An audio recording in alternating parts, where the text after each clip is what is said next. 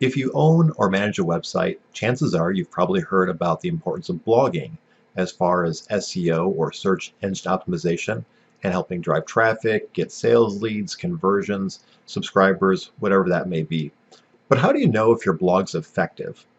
In this video, we're going to talk about some ways to measure success and then also some tips for getting the most bang for your buck out of your blog. Before we get into tips, let's first talk about what does success look like? How do you measure or know if your blog is effective or not? Well, one trick is to use a tool like Google Analytics, where you can track metrics for your website. Things like how many people are visiting your site, page views, how long they're staying on your site, things like that.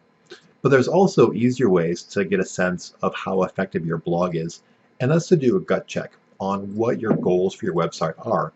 For example, if you're looking for your website to produce sales, generate leads, get subscribers, or some other call to action, if those are trending in the right direction, chances are your blog is helping out with making your website more effective. But if not, there might be areas to improve. Now let's talk about some actual tips for your blog. And the first one is consistency. Now, what's really important for your blog is making sure you're creating quality content on a regular basis, at least once a month for sure, ideally 2 to 4 times per month. That's good both for your website visitors to see your website and your company or your brand as a source of knowledge that they can come back to regularly and see really nice, good content. But also that regular cadence is something that Google in their search algorithms is looking for as well. So consistency, consistency, consistency is really important when it comes to your blog.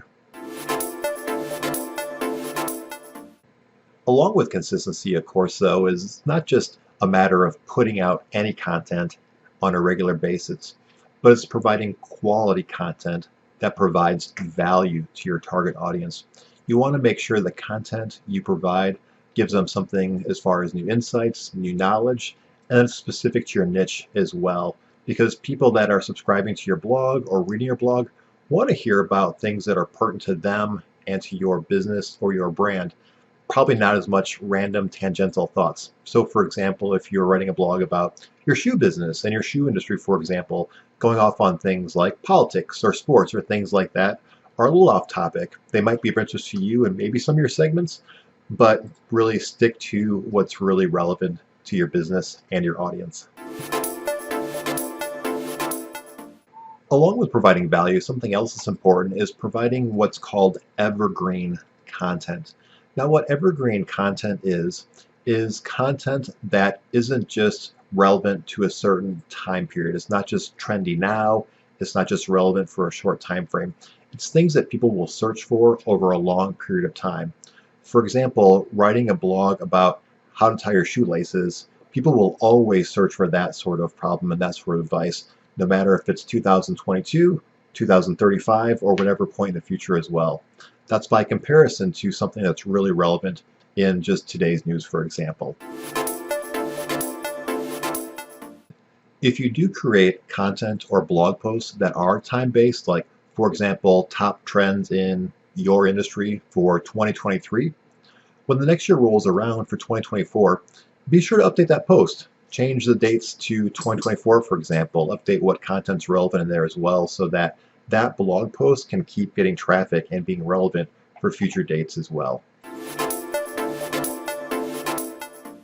Something else that can't be forgotten as well is that personal connection.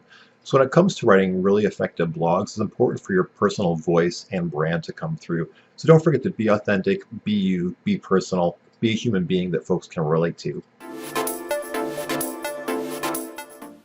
Now let's get into some more nitty-gritty mechanics. So sharing, of course, is a really big thing for blogging and for it to be effective.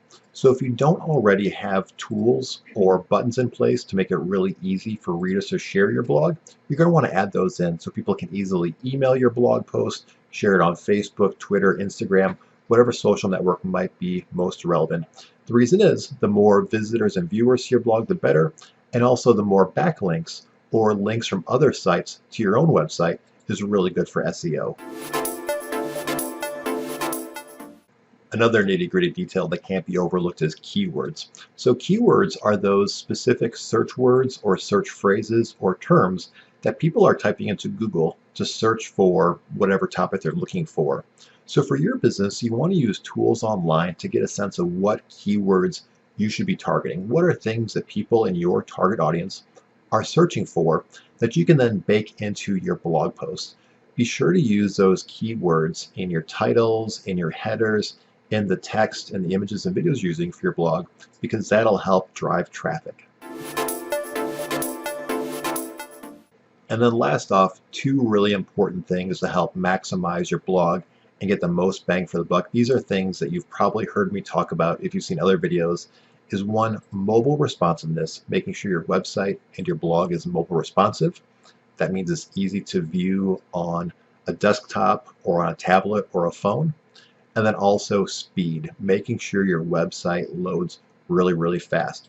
And you can check your website or blog speed using free tools like gtmetrics.com or other such tools as well. If your blog isn't fast, you're not going to be prioritized in Google search results, and also users aren't going to stick around to view your website or blog if it's slow to load as well. So that's it, just a couple quick tips on how to assess how effective your blog is, as well as some thoughts and ideas about how to really get the most bang for your buck out of your blog post. Of course, if blogging is something you're looking for help with, or website help in general, those are things that fall into our sweet spot at Buddy. So feel free to reach out, get in touch if we can be of assistance, or if you just want to chat. No pressure, no obligation, we're happy to help. You can learn more about us and view our portfolio and get in touch on our website at www.buddywdd.com. And on our website, of course, if you just click on the button in the upper right, you can get in touch and start a conversation with us and see how we might be able to help out. As always, thanks for watching, and talk to you again soon.